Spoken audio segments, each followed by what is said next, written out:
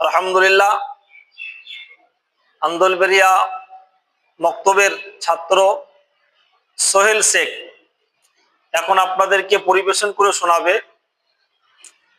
গোসলের ফরজ কটা। তাই ইনশাআল্লাহ আমরা তার মুখ থেকে সুন্দরভাবে শুনবো।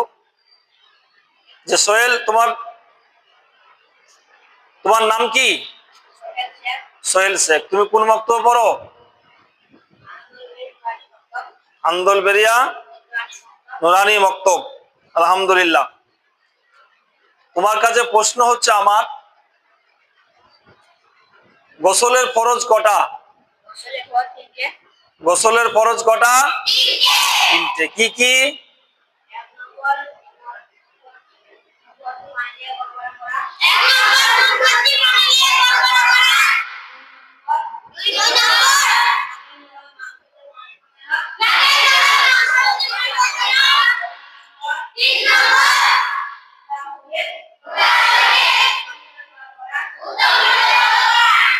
আলহামদুলিল্লাহ, আল্লাহ পাকের মেহেরবান। আপনাদেরকে গোসলের যে ফরজ সেটা শোনানো হলো। আপনারা শুনলেন সোহেল শেখ এর মুখ থেকে, আন্দোলবেরিয়া মক্তবের ছাত্র।